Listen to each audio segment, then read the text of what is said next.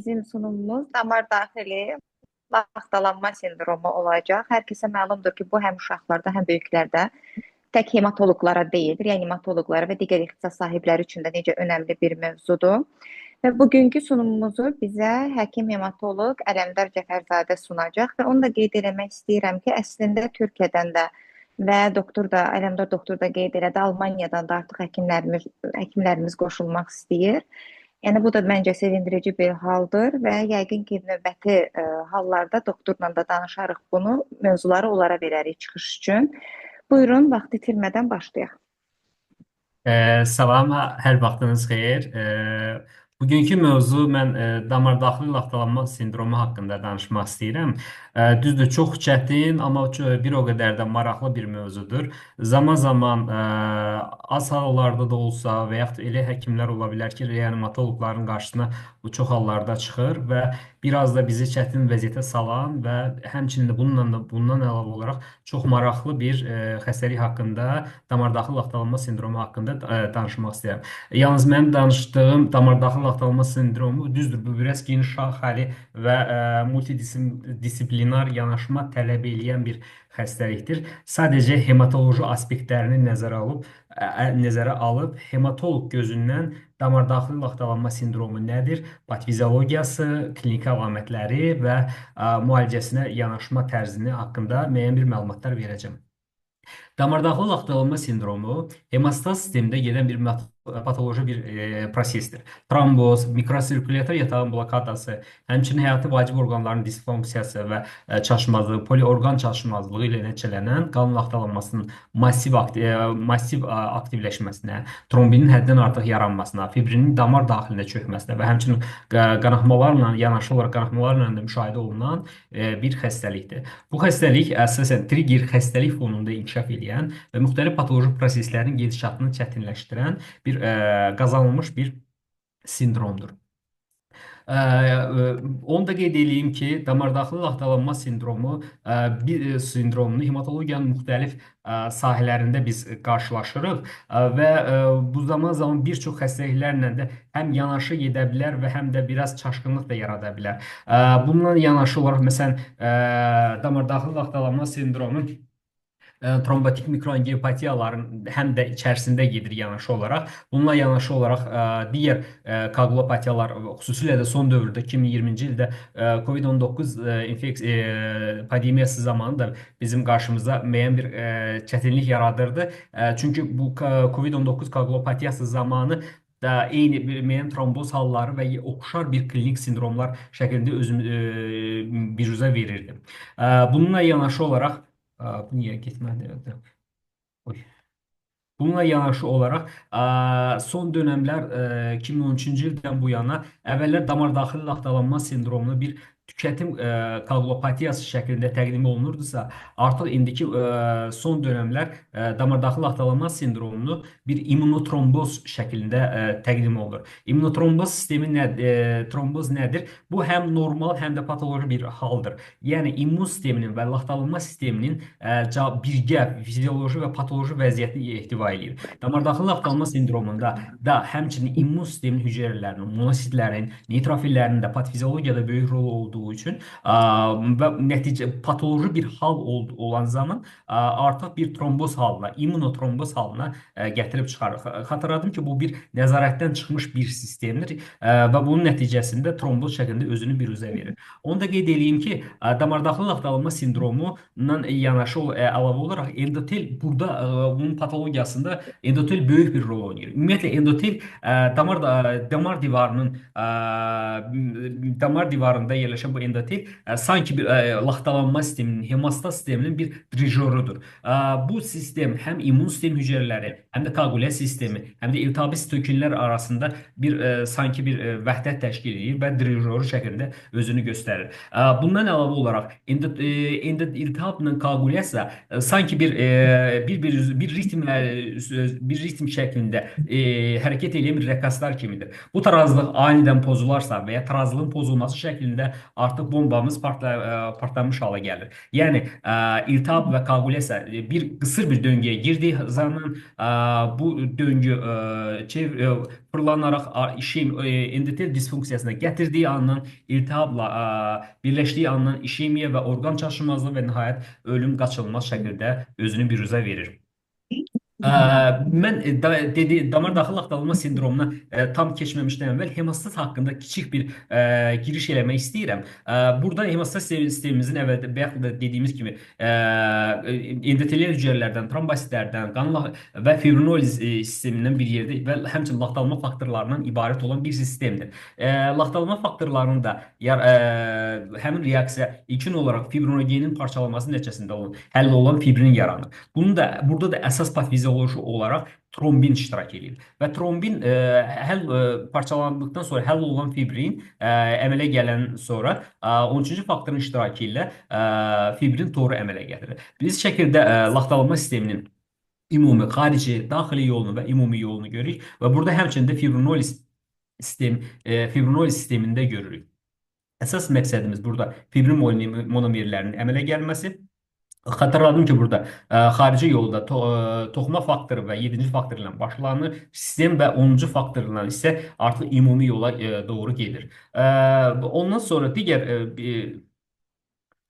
və bundan əlavə olaraq bayaqlar trombin adını çəkdik və trombin nəinki həmçinin laxtalanmada, həmçinin iltihabda və həmçinin antikoagulyant sisteminin də aktivləşməsində böyük bir rol oynayır. Və bundan əlavə olaraq mən toxuma faktoru haqqında da qısa bir məlumat vermək istəyirəm. Çünki DDL-in patfiziologiyasında toxuma faktor əsas rol oynayan bir proteindir. Bu bir glikoproteindir və bu əsasən toxuma faktoru subendoteliyar toxumalarda, xüsusilə monositlərdə, şiş hüceyrələrində, epiteldə, glial hüceyrələrdə çox olur. Normal halda toxuma faktoru qan dövranına hüceyrələr zədələndikdə daxil olur. O 7-ci faktor üçün əsas hüceyrə səthi reseptordur. Qan damarının zədələnməsi zamanı qanla təmasda olur və laxtalanmanın xarici yolunun başlatmaq üçün 7-ci faktoruna bir kompleks yaradır. Və biraz da fibrinoliz haqqında danışmaq istəyirəm. Fibrinolizin əsas sistemi plazminogen, plazmin və fibrindən ibarətdir. Fibrinin parçalanması nəticəsində fibrin degradasiya məhsulları yaranır. Bu prosesdə toxuma plazminogen aktivatoru və həmçinin digər sistemlər də iştirak edir. Bundan əlavə olaraq plazminogen aktivatorunun inhibitorları və urokinaza bu sistemi bloka eləyən enzimlərdən biridir. Şəkildə gördüyümüz fibrinoliz sisteminin əsas fermentləri göstərilmişdir. Burada çox məlumat vermək istəmirəm və ümumiyyətlə laxtalanmada iştirak edən və fibrinoliz sistemində iştirak edən ona yaxın antifermentləri burada görürük. Və koagulyasiya sisteminin regulyatorları haqqında məlumat vermək istəyirəm ki, burada Adam TS13 fermenti və toxuma faktoru yolu, antitrombin, fibrinolizin özü də koagulyasiya faktorunun regulyasiyasında iştirak edir. Antitrombik trombotik mexanizmlər. Bədənin ümumiyyətlə fizioloji antikoagulyant sistemi birincili və ikincili antikoagulyant sistemləri vardır. Burada antitrombin 3-ü, protein C-ni, protein C-ni və trombomodelini göstərmək olar. Və bunlar haqqında sonraki proseslərdə danışacağım. Xüsusilə də protein C kompleksi, antitrombin və ondan sonra antitrombin 3 və ondan sonra trombomodelin haqqında müəyyən bir məlumat verəcəyim. Və mən indi hal-hazırda trombomodelin haqqında bir məlumat vermək istəyirəm. Çünki bu da damardaxil laxtalanma sindromunun patfiziologiyasında və müalicəsində faydalı ola biləcək bir məlumatdır. Trombomodelin arteriyaların, venaların, kapilyaların, limfa sisteminin və həmçinin endotelial sistem tərəfindən sintez olunur. Endotelial hüceyrələrin səthində yerləşən transmembran bir glikoproteindir. Bu trombinlə birləşərək trombinin prokoagulyant təsirini neytrallaşdırır və aktivləşmiş protein C istehsalını stimullaşdırır və antikoagulyant təsir göstərir. Və xüsusilə də bu 5-ci faktor, 8-ci faktoru inaktivləşdirərək laxtalanma prosesini tənzimləyir. Həmçinin iltihab əleyhinə təsir göstərir. Interleykin 1, TNF miqdarı artırtdıqda, hipoksiya zamanı, endotoksikoz zamanı, infeksiyalar zamanı, xüsusilə də sepsis zamanı trombomodelinin sintezi azalır. Həmçinin trombinin fəaliyyətini dəyişərək trombositlərin aktivləşmə qabiliyyətini itirir. Şəkildə travma modelinin həmçinin molekulyar quruluşu görürük və gələk əsas məsələmizə damar daxili laxtalanma sindromu. Damar daxili laxtalanma sindromu haqqında müəyyən bir araşdırmalar eləyərkən mən burada məqalələrin birində Yaponların, Çinlilərin əsas məqalələrində burada Çinlilərin Yin-Yang nəzəriyyəsi, məşhur Yin-Yang nəzəriyyəsinə uyğun olaraq bu belə bir metaforik bir şəkil qarşıma çıxdı. Burada bu demək istəyir ki, damardaxil laxtalanma sindromunda həm trombotik, həm də fibrinolitik, yəni qanaxma ilə büruzə verən fenotip şəklində büruzə verir. Və bununla yanaşı olaraq hər fenotipin də içərisində öz bir-birini tamamlayan, yəni qanaxmanın içərisində olan bir trombotik epizod, trombotik fenotipin içərisində isə bir fibrinolitik, yəni qanaxma ilə olan bir epizod özünü göstərə bilər. Bunlar bir-birini tarazlaşdırma hal kimi görülə bilər. Lakin bu tarazlıq artıq pozulanda damardaxil laxtalanma sindromunun tipik nümunəsi və özünü ağırlaşmış bir fal kimi özünü göstərir. Bəs damardaxil laxtalanma sindromunun səbəbləri nədir? Damardaxil əsas səbəblər sepsis və ağır infeksiyalardır. O cümlədən viral infeksiyalar. Və ikinci halda hamiləlik, doğuş travmaları, xüsusilə dölyanın suyun emboliyası, ciftin ayrılması, ölü döl, eklamsiyalar, preeklamsiyalar və daha sonra onkologiyada solit şişlər, onkohematoloji şişlərdə xüsusilə promiyelistar leykozu göstərmək olar. Sonra xüsusilə məsələn uyğun olmayan qan köçürülməsi zamanı, massiv qan itkisi zamanı və s. və sonra travmalar zamanı, travmatik cərrahi müdaxilələr zamanı, orqan transplantasiyaları zamanı, damar patologiyalar zamanı, sistem iltihab reaksiyalar zamanı bunlar özünü əsas səbəblərindən biridir. Bəs burada epidemiologiyasına baxdıqda Yaponiyada aparılmış bir araşdırma zamanı 123.231 xəstədən 1286-sında damardaxil laxtalanma sindromu baş verib. Yəni 1%dir. Lakin bu reanimasiya şöbəsində isə bu nisbət 10-30%-ə, ağır septik hallarda isə 30%-dən 60%-ə qədər DDL-in rast gəlmə tezliyi artır. Biz bayaq sadaladığımız səbəblərin ayrı-ayrılıqda baxsaq, bayaq dediyimiz kimi sepsisdə 30-50%, travmalar zamanı 10-50% və xüsusilə baş travmalar zamanı 36-41%, şişlərdə 5-15%, hematoloji şişlərdə isə məsələn kəskin limfoblast leykozlarda 15-20%, APR-də 70-80%-ə qədər, lakin kəskin mieloid leykozun digər növlərində isə 20%-ə qədər rast gəlmə tezliyi dəyişir. Hamiləlik ağırlaşmalarında isə bu 1% və 0,2%-dən 1%-ə qədər dəyişir. Lakin belə deyək, hamiləlik patologiya düzdür, burada faiz az deyilsə də nəzarətdə olmayan hamiləlik patologiyalar, xüsusilə də hamiləlik zamanı hər hansı bir infeksiyon ağırlaşma bu tezliyi daha çox tezliyin miqdarını, rast gəlmə tezliyini çox artırır. Sonra bayaq həmin bir də mən sepsislə əlaqəli DDL-in bir tezliklərində məsələn müəyyən kriteriyalar vardı ki, hansı bu kriteriyalar JAM kriteriyalarına görə 46.8% və beynəlxalq hemostat cəmiyyətinin kriteriyalarına görə rast gəlmə tezliyi 56-60% arasında dəyişir. Və onu da qeyd edeyim ki, sepsislə bağlı damardaxil laxtalanma sindromunda 30 günlük ölüm nisbəti 20-30% arasında dəyişir. Yəni burada mortalitəsi həqiqətən də bu hallar zamanı çox böyük nisbətə malikdir. Və mən indi isə patogenezinə keçmək istəyərdim. Xüsusilə də patogenezində belə deyək, sepsis üzərindən, sepsis zamanı, infeksion xəstəliklər zamanı DDL-in patofiziologiyasına daha çox giriş eləyəcəm. Hər hansı bir trigger faktor, xüsusilə də burada bakteriyalar, infeksiyalar bir trigger faktor tətikləyir. Bunlar monositlər üzərində xüsusi reseptorlar var. Patogenləri tanıyan həssas reseptorlar vardır. Bunlar monositləri aktivləşdirir. Monositlər aktivləşən zaman toxuma faktorun, əsas burada toxuma faktoru aktivləşir və toxuma faktoru aktivləşəndən sonra 7-ci faktorun laxtalanmanın xarici yolu aktivləşir. Bununla yanaşı olaraq bakteriyalar və həmçinin monositlərdən sintez olunan sitokinlər, iltihab mediatorları endotelial hüceyrələrdə də aktivləşmə yaradır. Bu aktivləşmə nəticəsində hansı proseslər baş verir? İndi mən sizə bunu göstərmək istəyirəm. Ümumiyyətlə dediyimiz kimi patofiziologiyasında tək bir neçə sistem özünün rol oynayır. Laxtalanma faktor, laxtalanma sistemi, endotel sistemi, fibrinolis, iltihab komplement sistemi və trombositlər böyük rol oynayır. Əsas belə deyil. Laxtalanma sisteminin aktivləşməsi nəticəsində laxtalanmada müəyyən dəyişikliklər yaradır və bu ya tromboza, ya qanaxmaya bürüzə verməlidir. Bundan əlavə olaraq laxtalanma faktorlarının əlavə olaraq neytrofillərin aktivləşməsi və endotel sisteminin aktivləşməsi baş verir. Neytrofillərin aktivləşməsi nəticəsində neytrofillərin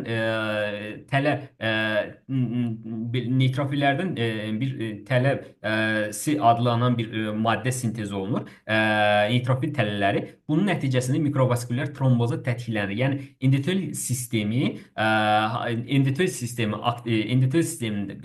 aktivləşir. Burada həm endotel sistemi, həm komplement sistemi aktivləşməsi nəticəsində bir dəqiqə aktivləşməsi nəticəsində ya mikrovaskulyar tromboza meyilli xüsusilə burada mikrovaskulyar tromboza gətirib şərait yaradır. Və yaxud dediyimizin misalı olaraq hansı ki ölmüş hüceyrələrdir və yaxud da ki bakteriyalardır, viruslardır, monositlərdə aktivləşmə yaratdır və toxuma faktoru aktivləşdi və bunun nəticəsində həm neytrofillərin aktivləşməsi və həmçinin həm də damar divarında zədələnməsi nəticəsində müxtəlif həm komplement sistemi aktivləşir, həm laxtalanma sistemi aktivləşir, həm də tromboz sistemi aktivləşir və nəticədə mikrovaskulyar tromb yaranır. Bu komplement sisteminin aktivləşməsi nəticəsində yaranan prosesi. Bu isə həmçinin neytrofillərdə neytrofillik tələlər adlanan bir maddə sintez olunur. Bunun nəticəsində mikrovaskulyar tromboz yaranır. Bundan əlavə olaraq endotel təbəqəsi zədələndiyindən endoteliyə birləşən təbii antikoagulantlarımız, trombomodulimiz, antitrombin üçümüz və həmçinin antitrombin üçümüz və digər antikoagulantlarımızın miqdarı azalır və onlar bədənin təbii olaraq, yəni antikoagulyasiya sisteminin fəaliyyətini tam bərpa eləyə bilmir. Bir də bunu bildirmək istəyirəm ki, sepsis zamanı bu çox bir gözəl bir şəkildir. Həm iltihab mediatorları, həm də iltihab mediatorlar sepsisdə biz burada sistem iltihabı sindromundan qorxuruq. Bu cavab sindromundan qorxuruq. Diklə cavab sindromu bir-birini həddən çox sevən iki gənc kimidir. Çalışmaq sepsisdə ən çox çalışdığımız odur ki, bu iki gəncin qovuşmasının qarşısını almaqdır. Belə obrazlı dildə desək, çünki həqiqətən də bunların birləşməsi bizim üçün həm xəstəliyin daha da ağırlaşması və ölüm şeyinə gətirib çıxara bilər.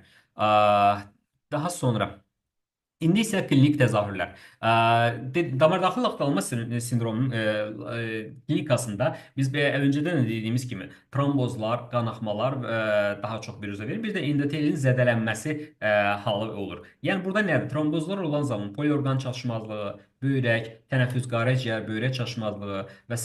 kimi şeylərlə rastlaşırıq. Qanaxmalar zamanı isə dediyimiz kimi spontan cüvərmələr, difuz qanaxmalar və həmçinin beyindaxili qanaxmalar və s. görə bilirik. Endotelin zədələnməsi hallarında isə bunda vazodilatasiya, hipotenziya, təzyiqin enməsi, takikardiya, periferik ödemi və həmçinin akciğer ödemi şəklində özünü bürüzə verir. Onu da qeyd edeyim ki, DDL-in klinikasında qanaxmalar, məsəl üçün mamalıq fonunda DDL sindromu, onkoloji xəstəliyin gedişatının pozulması zamanı 30-50% hallarda qeyd olunur. Və poliorqan çatışmazlığı isə infeksiyon xəstəliklər, sepsis, xüsusilə sepsisdə daha çox artır, onkoloji xəstəliklərdə bu poliorqan çatışmazlığı şəklində özünü bürüzə verir. Bir onu da qeyd edeyim ki, DDL-in təkcə növləri belə deyil, tromboz və həmçinin qanaxma şəklində deyil də, həmçinin artıq klinikasında bu təsvir edilməsində vektorlardan istifadə olunur. Yəni bu nədir? Yəni biz bilirik ki, bir qanaxma ilə gedən fibrinoid tipi vardır və ondan sonra orqan zədələnməsi ilə gedən hiperkoagulyasiya və trombotik tip. Bundan əlavə olaraq massiv qanaxma şəklində özünü büruzə verən asimptomatik tipi, hipokoagulyasiya tipi var və bir də ki, asimptomatik bunların arasında gedən asimptomatik şəkildə özünü büruzə verir. Və DDL-in təsnifatında müxtəlif təsnifatlar vardır. Mən DDL haqqında burada araşdırma eləyərkən belə deyək, Beynəlxalq Hemostaz Tromboz Cəmiyyətinin son 2025-ci il yayınına baxdım. Əvvəlki biraz burada indiki şeylərdə həm belə deyək fazalarında falan biraz fərqli yeni yeni anlayışlar ortaya qoyulmuşdur. Məsəl üçün burada əvvəl məsəl üçün erkən fazalı dik və aydın dik şəklində özünü göstərir, gecikmiş dik şəklində özünü göstərirsə, indi predik və erkən fazla dik və artıq aydın verən dik şəklində təsniffat edirlər. Yəni nədir? Predik artıq burada hələ ki laxtalanma faktorlarında bir dəyişiklik yoxdur. Analizlərdə çox az dəyişikliklər vardır. Bu ancaq burada risk faktorları vardır. Yəni əsas məsələ bizim predik və erkən faza dik mərhələsində damardaxil laxtalanma sindromuna biz təsir eləməyimizdir. Və artıq erkən damardaxil laxtalanma sindromunun erkən fazasında artıq laxtalanma fazasında bir artıq müəyyən dəyişikliklər yaranır və dəyişikliklər yaranmışdır. Amma aşkar damardaxil laxtalanma sindromunda isə həm ardı, həm laborator, həm klinik şəkildə özünü büruzə verir. Və bir də ki, damardaxil laxtalanma sindromu təm vaxtına görə kəskin ildırım sürətli və bir də ki, xroniki şəkildə özünü büruzə verir. Mən burada bu bir neçə xəstəlik zamanı, hansı ki, vurğuladım, hansı ki, sepsisdə, hamiləlik zamanı filan bir neçə xəstəliklərin adlarını çəkdik. Bu şəkil hamısının bir yerdə olan bir təzahürüdür. Məlumat verilir ki, aşkar dikə keçməmişdən əvvəl bir ümumi koagulyasiya bir pozuntu şəklində özünü büruzə verir. Məsələn, sepsisdə, sonra xərçəng zamanı, hamiləlik zamanı, həmçinin travma zamanı, yəni məsələn, trauma-induced koagulopatiya, hamiləlik zamanı, məsələn, obstetric-induced koagulopatiya şəklində ilkin olaraq birinci bir özünü büruzə verir. Ondan sonra aşkar dik mərhələsinə keçir. Məsəl üçün, tutaq ki, sepsisdə bu artıq bir hiperkoagulyasiya mərhələsində, daha sonra SIK mərhələsində, yəni sepsis induced koagulopati, hansı ki burada bu kompensasiya olunmuş dik fazasıdır və daha sonra isə dekompensasiya olunmuş aşkar dik mərhələsini özünü göstərir. Və bundan əlavə olaraq bundan əlavə olaraq deyin, proqressiyasında biz bu şəkil çox gözəl bir qrafikdir ki, hansı ki fibrinin əmələ gəlməsini, iltihabı vəziyyətin hansı zaman keçdikcə necə artmasını və orqan çalışmazlığının zaman keçdikcə bizim əleyhimizə işləyərək daha da ağırlaşmasını göstərir və həmçinin fibrinolytik mərhələnin aktivliyinin başlanğıcda və sonda olan həm aktivliyini necə dəyişdiyini göstərir. Bəs ümumiyyətlə damardaxil laxtalanma sindromunun həm klinikasını, ümumiyyətlə araşdırmasını daha çox şərqdə, yəni Yaponiyada, Çində, Koreyada daha çox araşdırılmış və bu məqalələr və PubMed-də və digər Elsevier'də və digər jurnallarda daha çox Yaponların və Koreyalıların, Çinlilərin araşdırmaları görülür, büruzə verir və ilk kriteriyalarda onların verdiyi onlara məxsusdur. Və bu 1983-cü ildən bəri 2024 və hətta 2025-ci ildə də müxtəlif onların özlərinin kriteriyaları olmuşdur. Bu ən son yayın 2025-ci ildə Beynəlxalq Tromboz və Hemostaz Cəmiyyətinin 2025-ci ildə olan bir yayınıdır. Burada ilkin olaraq trombositlərin bir skorlama sisteminin göstərir. Trombositlərin 50-dən aşağı, 50 mindən aşağı olması 2 bal, 50-100 min arasında olması isə 1 balla qiymətləndirir. Və həmçinin D-dimerin öz normal sərhəddindən 3 dəfə yuxarı olması və 2 balla normal sərhəddən 7 dəfə yuxarı qalxması isə 3 baldan qiymətləndirir. Və həmçinin protramin və ineyer də göstərmək olar. Burada protramini daha çox nəzərə alırlar. Çünki saniyə şəklində 6 saniyədən yuxarı artmışsa protramin zamanı 2 baldan qiymətləndirilir. Və fibrinogenin də miqdarı 100 milliqramdan aşağıdırsa artıq 1 bal da ona verilir. Bundan əlavə olaraq bu aşkar dikdir. Əgər biz sepsis bundan ilkin mərhələsində əlavə olaraq bir SOFA skoru da vardır ki, yəni sepsis zamanı, SIRS zamanı xəstəliyin vəziyyətini, xəstənin bir vəziyyəti, ümumi o skorun da əlavə olunması artıq məsələn yayınlarda onların da bildirilir. Çünki yekun olaraq həmin 5 balın 5 və 5-in üzərindən olması damardaxil laxtalanma sindromu haqqında artıq bizə məlumat verir ki, tam məlumat verir. Bundan əlavə olaraq Beynəlxalq Hemostaz və Tromboz Cəmiyyətindən əlavə olaraq Yaponların kəskin tibb cəmiyyətinin də verdiyi həmin kriteriyalarda eyni ilə həmin kriteriyaları verir. Lakin burada SIRS skorunun əlavə olunması göstərilir. Bir də bundan əlavə bildirmək istəyərdim ki, təkcə məsələn Beynəlxalq Hemostaz və Tromboz Cəmiyyəti yox, burada Yaponların müxtəlif cəmiyyətlərinin Tromboz və Hemostaz Cəmiyyəti, Kəskin Tibb Cəmiyyəti və həmçinin Çinin və həmçinin Yaponların digər cəmiyyətlərinin, Koreyaların müxtəlif baxışları və həmçinin onlara müxtəlif kriteriyalarını əlavə eləmişdilər. Ümumiyyətlə, gəlin baxaq görək, damardaxil laxtalanma sindromu zamanı hansı skrining testləri əlavə deyilir. Bayaq dediyimiz kimi protrombin zamanı, APTZ, D-dimerimiz və həmçinin fibrinogen, trombositlərin miqdarı və bundan əlavə olaraq antitrombin üçün və protein C-nin də miqdarını ölçmək tövsiyə olunur. Bunlar hamısı yəni burada hiperkoagulyasiya, fibrinolytik və hipokoagulyasiya tipdə müxtəlif belə deyək özlərinin dəyərləri var. Bəs gərək həmin testlərin həssaslığı nə dərəcədədir? Məsələn, D-dimerin həssaslığı 91-95%-ə qədər ümumiyyətlə həssaslığı vardır. Bu testlərin içərisində. Trombositləri də həmçinin sayı 85-90%-ə qədər və həmçinin fibrinogenin həssaslığı isə burada nisbətən biraz aşağı göstərilir, 60-70%. Və bundan əlavə olaraq, amma yekun olaraq isə Beynəlxalq Hemostaz və Tromboz Cəmiyyətinin DIC skoru ümumilikdə, əgər bunları hamısı bir yerdə dəyərləndirsək, həm də həssaslığı 91-93%-ə qədər, həm də spesifikliyi 97%-ə qədər bu testin spesifikliyi vardır. Bundan əlavə olaraq belə deyək, digər məsələn DDL ilə yanaşı olaraq DDL sindromunu belə deyək müxtəlif məsələn vəziyyətlərində trombositopeniyaları, məsələn belə deyək, həmin testləri biraz həm fərqləndirmək də lazımdır. Yəni necə? Tutaq ki, mikroangiopatiyalar və yaxud da ki, digər xəstəliklər ola bilər. Mikroangiopatiyalarda, İTB-də, qaraciyər sirrozu, heparin terapiya zamanı, varfarin terapiya zamanında müəyyən dəyişikliklər olur. Onlarla yenə də bu şəkildə, müqayisəli şəkildə bizə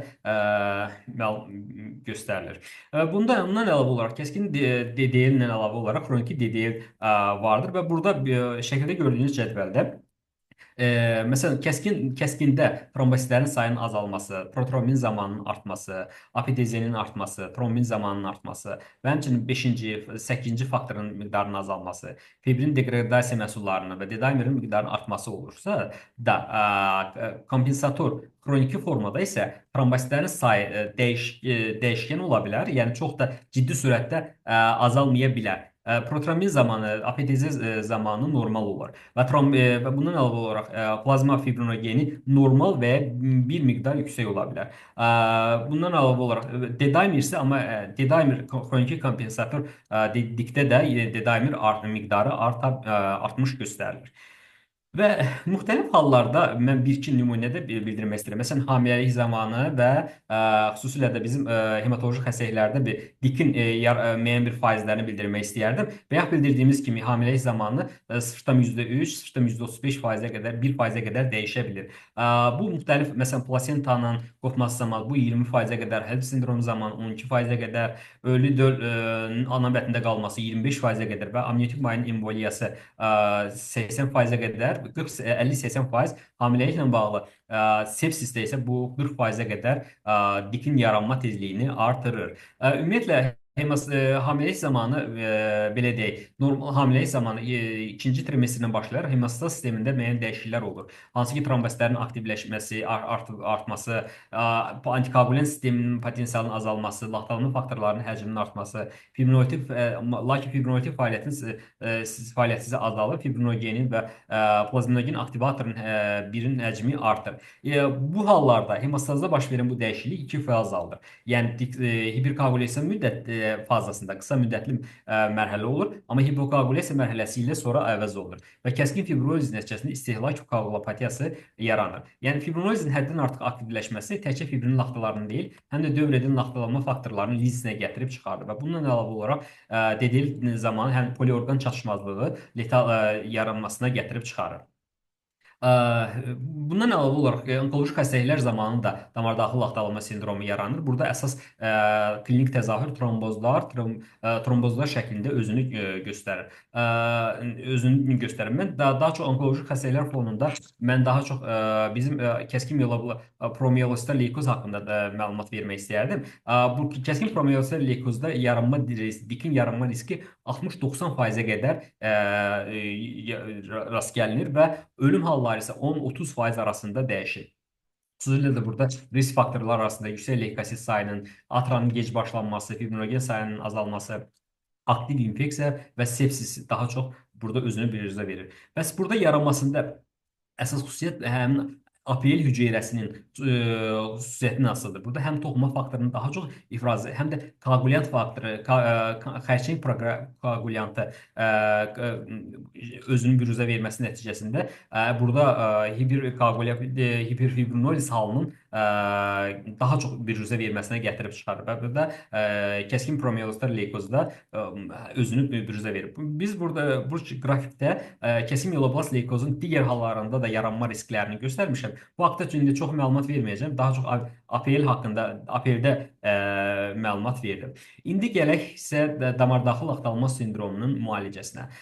Damardaxil laxtalanma sindromu müalicəsi multidisiplinar yanaşma tələb edir. Yəni tək hematoloq üzərində deyil, bir çox həkimlərin bir yerdə konsultasiyasını tələb edən bir xəstəlikdir. Xüsusilə bu damardaxil laxtalanma sindromu revmatoloji bölmələrdə daha çox biz rastlaşa bilirik və ona görə də həm hematoloqla yanaşı reanimatoloqun, infeksionistin, yeri gəldi ginekoloqun və ya həmçinin onkoloqun, cərrahın və adını çəkə bilmədiyim digər ixtisas sahələrində burada lazım ola bilər. Yəni əsas ixtisas sahələrini sadaladım və amma bundan olaraq adda yatan səbəbdən asılı olaraq digər ixtisas sahələrdə tələb oluna bilər. Müalicə prinsiplərində əsas nədir? Əsas səbəbimizin aradan qaldırılması və ağırlaşmaların aradan qaldırılması. Yəni burada sepsisdirsə, sepsisin, ginekoloji ağırlaşmalardırsa, bu fəsallaşmanın aradan qaldırılması, travmadırsa, travmanın aradan götürülməsi kimi şeylər göstərmək olar.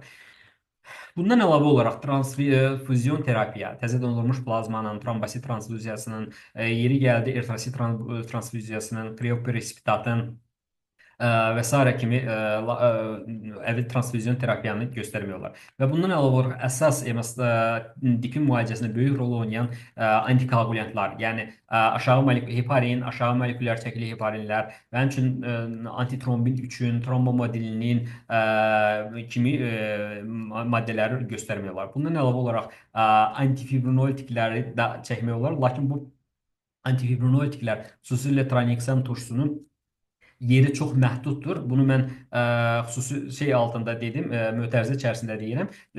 Xüsusi həyati təhlükəli qanaxmalar olan zaman, ciddi fibrinolizlə həyati təhlükəli qanaxmalar olan zaman istifadə eləmək olar. O da yalnız qanaxma kəsiləndən sonra traneksan turşusunun istifadəsi dayandırılır. Və bundan əlavə olaraq traneksanın haqqında bir məlumat da verim ki, qaraciyər böyrək çatışmazlığı zamanı da bunun da istifadəsi məhduddur. Çünki onların metabolizmi artıq qaraciyərdə getdiyindən, qaraciyər böyrəklərdə getdiyindən burada artıq istifadəsində biraz məhdudiyyət yaranır.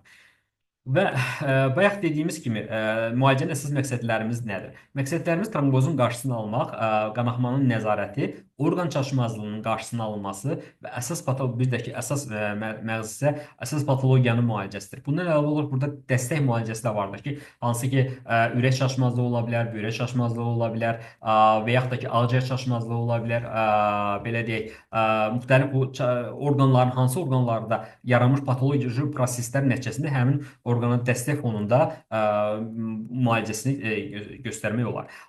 Müxtəlif jurnallarda dediyimiz kimi baxan zaman müalicəsində bir neçə istiqamət verilir. Əsas nədir? Asimptomatikdirsə, damardaxil laxtalanma sindromu asimptomatik şəkildə ilkin başlayırsa, burada aşağı molekulyar şəkilli heparinin profilaktik olaraq başlanmasını tövsiyə edilir. Lakin bundan əlavə olaraq tromboembolizmlə, trombozla başlayırsa, yenə aşağı molekulyar çəkili heparinlər və həmçinin aşkar göstərilir. Bundan əlavə olaraq məsələn əgər qanaxma şəklində qanaxma şəklində özünü göstərirsə, ciddi qanaxmalar varsa, trombositlərin sayı 50 mindən aşağı və həyatı təhlükəli qanaxmalar olarsa, trombosit kütləsi, təzə dondurmuş plazma, bundan əlavə olaraq fibrinogen, xüsusən də burada kriopresipitat və fibrinogenin ayrıca konsentratı da fibrogamin ticari adından satılan, onu da tövsiyə olunur. Və bundan əlavə olaraq vitamin K və yəni vitamin K-dan asılı olan laxtalanma konsentratları da vardır ki, Octaplex-dir, Feybadır. Bunların da istifadəsi ciddi, həyati təhlükəli qanaxmalarda tövsiyə olunur. Yəni, əgər qanaxma artıq aradan götürülmüşdürsə, baxmayaraq ki, məsələn, Octaplex adlı bir vitamin K asılı dərmanımız vardır. Onun tərkibində protein C, protein S və müəyyən bir laxtalanma faktorlarımız 2, 7, 9, 10 və xüsusi onların miqdarları vardır. Həyati göstəriş halında laxtalanma faktorları, yəni ciddi qanaxma olduğu halda onların bir istifadəsi tövsiyə olunur və onun qanaxma dayanandan sonra onların istifadəsinin dayandırılması tövsiyə olunur. Yəni ki, tromboz halına gətirməməsi üçün. Və təzə dondurulmuş plazma haqqında danışdıq və göstərişlərimizlə dedik ki, ineri, APDZ-nin 1.5 dəfədən normadan artması və qanaxma, xüsusilə də burada əsas qanaxma riskimiz varsa, fibrinogen səviyyəsi 1 qram desilitrdən aşağıdırsa, təzə dondurulmuş plazmanı tövsiyə olunur. Ümumiyyətlə, təzə dondurulmuş plazma təkcə faktor əvəzedici terapiya kimi yox, bunun məlumat üçün bildirmək istəyirəm ki, antitrombin üçün protein C, protein S ilə zəngin olduğu üçün yanaşı olaraq bu məqsədlərin də verilməsi tövsiyə olunur. Hətta bu haqda 2019-cu ildə RETIC trialında, yəni çalışması aparılmışdır. Təzə dondurulmuş plazmanın qanaxmanın 40%-a qədər azalması göstərir. Lakin bunun da həddən çox istifadəsi maye yüklənməsinə, əlavə komplikasiyonlara gətirib çıxara bilər. Lakin bunun ən alternativ variantı təzə doldurulmuş plazmadan əlavə olaraq kriopresipitatı verilməsi də tövsiyə olunur. Şəkildə təzə doldurulmuş plazma ilə TDP ilə protrombin kompleksinin biz müqayisəsini göstəririk. Hərəsinin özünün müəyyən bir göstərişləri və əks göstərişləri və verilmə vaxtları tövsiyə göstərilir. Sonra bu cədvəldə isə kriopresipitatın tərkibində olan faktorlar, yarımparçalama periodu haqqında məlumat verilir. Sonra müalicəsini tövsiyə preparatlar. Daha sonra və bundan əlavə olaraq mən əsas məlumatı bir də trombomodelin haqqında diqqətə cəlb etmək istəyirəm. Trombomodelin damardaxil laxtalanma sindromunda son dönəmlər, yəni müəyyən tədqiqatlar nəticəsində, hansı ki, Yaponiyada aparılıb tədqiqatlar, məsələn, faz 3 randomizə çalışmalar oldu. Diktə sağalma nisbətini 66%-ə qədər artırdığını, heparinlə müalicə olunanlarda isə 49%, təqribən 50%-ə qədər müəyyən bir dəyişiklik əldə olunmuşdur. Qanaxma simptomlarının azalması rekombinant modelin qrupunda əhəmiyyətli olmuşdur. Və həmçinin 28 günlük ölüm nisbəti 22%, heparin qrupunda isə 25% olmuşdur. Bunun və 2023-cü ildə bir meta-analiz aparıldı və 17 tədqiqatın analizi göstərdi ki, bu rekombinant modelin ölüm riskini 46%-ə qədər azaltmışdır və sağalma riski diktə, xüsusilə də sepsisdən sağalma ehtimalı 2,8 dəfəyə qədər artma qeyd olunmuşdur. Lakin bu tədqiqatlar hələ də davam edir. Yəni PubMed-də bu yayınlara baxdıqda hələ də bu şeylərin, yəni xüsusi trombomodelinin, rekombinant trombomodelinin effektiv müəyyən bir faizi hələ gəlmədiyindən bu tədqiqat hələ də bunun bir digər variantları hələ də araşdırma şəklində özünü göstərir. Bu tədqiqatlardan biri də Scarlett tədqiqatıdır. Sepsis zamanı dikdə bu effektivliyi haqqında göstərir. Burada da dediyimiz kimi müəyyən dəyişikliklər əldə olunsa da, plasebo ilə məsələn, plasebo ilə 29,4% müəyyən bir nisbət əldə olunmuşdur. Yəni hələ də müəyyən bir ciddi əhəmiyyət cəlb edən faizə yaxınlaşmadığının hələ də bu tədqiqat davam edir. 17 tədqiqatın nəticəsində dediyimiz kimi mortalitet 46%-ə qədər azalma göstərilmişdir. Dediyim 3 dəfə və qanaxma riskində isə onu da qeyd edelim ki, qanaxma riskində isə ciddi şəkildə bir fərq əşkar olunmamışdır.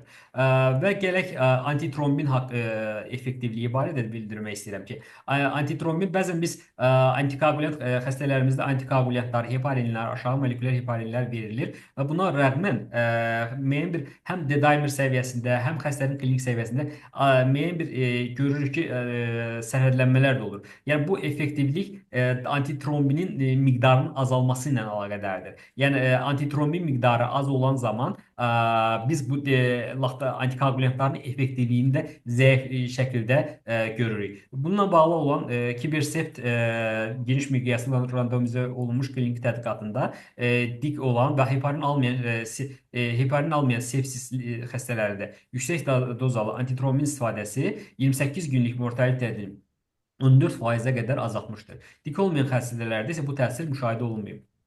Yaponiyada aparılan randomize olmuş tədqiqatlarda isə 60 sepsisə bağlı dik xəstəsi üzərində araşdırmada 3 gün ərzində müəyyən istifadəsi dik skorunu əhəmiyyətli dərəcədə yaxşılaşdırıb və sağalma nisbətini artırmışdır. Deməli, meta-analizlər göstərir ki, antitrombin istifadəsi sepsisə bağlı dik olan xəstələrdə sağ qalma nisbətini artırır. Lakin bu tədqiqatlar müəyyən bir şeylər davam olma mərhələsindədir. Müəyyən yeni izlənmə və gətirib çıxartmalıdır. Və bundan əlavə olaraq bir faktda məlumat vermək istəyərdim. Burada rekombinant aktivləşmiş protein C haqqında da məlumat vermək istəyirəm. Burada PowerShop və PROVES araşdırmaları vardır. Birinci araşdırmada septik şok zamanı verilən zaman bu ciddi effektivlik əldə olunmasa da PROVES digər araşdırmada isə müəyyən bir belə deyim, mortalitədə yüngül də olsa azalma qeyd olunmuşdur. Lakin bu tədqiqatlar yenə də ciddi surətdə, xüsusilə də rekombinant aktivləşmiş protein C tədqiqatlar getdikcə zəifləməkdədir. Daha çox trombomodelin üzərindən həmin araşdırmalar daha çox izlənilir. Sonda diqqətinizə görə təşəkkür edirəm. Hər hansı bir sualınız olarsa buyurub verə bilərsiniz. Sevgili xanım. Çox sağ olun, doktor. Təşəkkür edirəm. Səsim gəlir də yəqin ki. Bəli. Kiminsə əlavəsi və yaxud sualı varsa buyura bilər.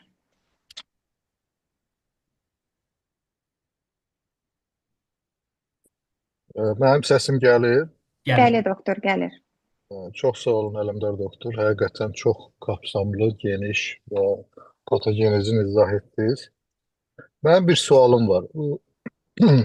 Dikli xəstələrə əslində aid deyil, amma D-dimeri yüksək olan insanlar, yəni müraciət edən xəstələrə, bunlara münasibət necə olur? Bunların hər hansı bir klinik əlamət olmadan yüksək D-dimerlə gələn xəstələrə Hı. Necə münasibət göstərirsiniz? Bir də DİK-də direkt antikoagulantların yeri varmı və rolu nədir? Hı hı. İlk önce sualınıza göre çok sağ olun Valih Doktor. Müəyyən bir belə deyək, düzdür. Burada vəziyyət mən öz fikrimi ilk öncə deyim. D-dimerin artma nisbəti, yəni neçə dəfə artıb, bu məsələn 2 dəfə, 3 dəfə və hansı səbəbdən artmasına bir fikrimcə yanaşma olmalıdır. Yəni infeksiyon bir səbəbdirmi və yaxud da ki, altda yatan hər hansı iltihabi səbəbdirmi? Birinci o səbəbi araşdırmaq tövsiyə olunur və xəstənin burada klinikası, yəni qanaxma varmı və yaxud hər hansı bir antikoagulyant və yaxud da hər hansı bir dərman vasitə qəbul eləyirmi? Birinci bunu araşdırmaq və daha sonra əgər D-dimer səviyyəsi 2 və üzəri artmış olarsa, fikrimcə antikoagulyantın başlanması tövsiyə olunur. Lakin yenə də burada xəstənin klinikası, qanaxma hekayəsinin olub-olmaması və altda yatan ilk növbədə altda yatan səbəbin araşdırılması, xüsusilə də burada trombozla bağlı. Yəni çünki D-dimerin səviyyəsi təkcə belə deyək də, məsələn, dik zamanı yox, kəskin pulmonar emboliyalarda, infarkt zamanı və yaxud digər tromboz zamanı, aşağı boş venanın trombozu zamanı və əsas tromboz hekayələrində digər, yəni infeksiyadan sonra digər bu şeylərdə bunları araşdırmaq lazımdır. Yəni çünki aşağı boş venaların Doppleri olunub burada bir tromboz varmı, yoxsa yoxmu?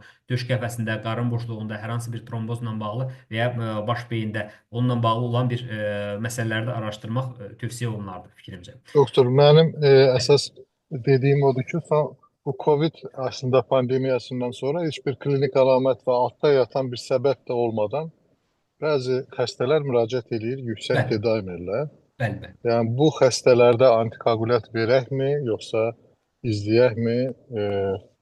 Burada bir çalışmalar varmı son zamanlar? Doktor, çalışmalar belədir. COVID-19 infeksiyası zamanı düzdür. Həm bu xəstəliyi keçirəndən sonra və həmçinin xüsusilə də bu vaksinləri vurdurulandan sonra da ən çox da vaksin alan xəstələrdə araşdırmalarda, çalışmalarda bu məsələlərlə bağlı müəyyən bir yayınlar rast gəlmişəm ki, D-dimer, yəni tromboz hekayələrinə filan rast gəlir. Lakin fikrimcə D-dimerin bir müəyyən bir müddət ilkin olaraq, yəni məsələn əhəmiyyətli dərəcədə artma deyilsə də, birinci olaraq dinamik müşahidə olunması. Əgər klinikasında bir narahatçılıq yoxsa, müəyyən bir araşdırma edirik. Dinamik müşahidədən sonra və D-dimerin bir neçə dəfə müayinədən sonra fikrimcə ondan sonra antikoagulyantın başlanmasını deyirlər. Dinamik müşahidədən sonra.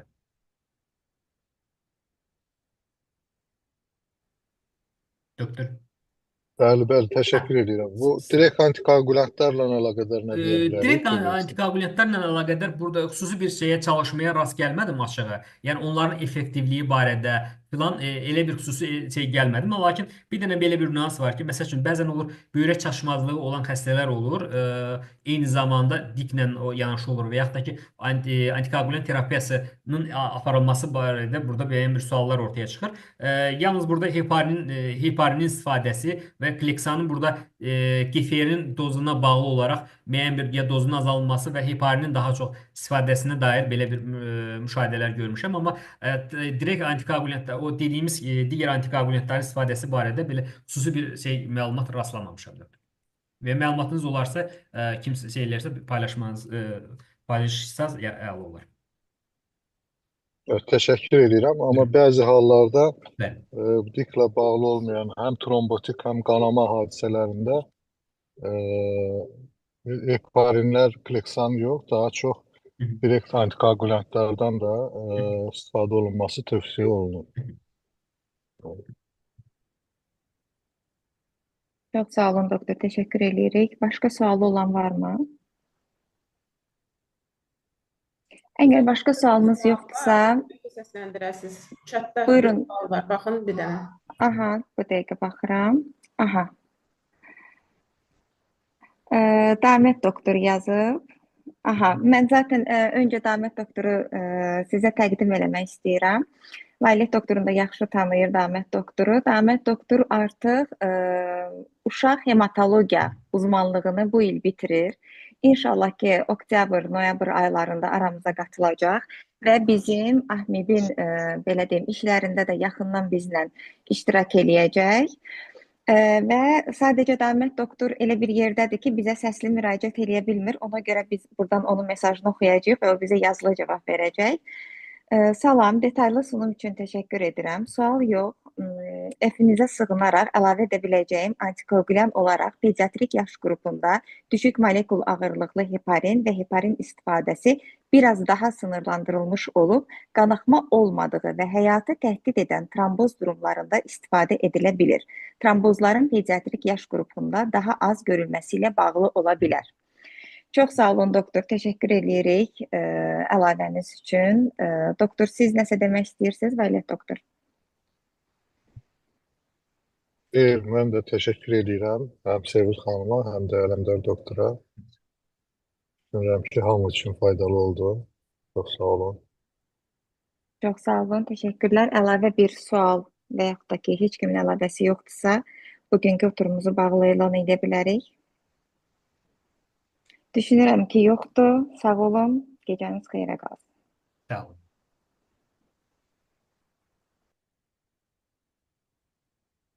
Təşəkkür edirəm doktor. Super idi. Sağ olun. Çox sağ olun. Sağ olun.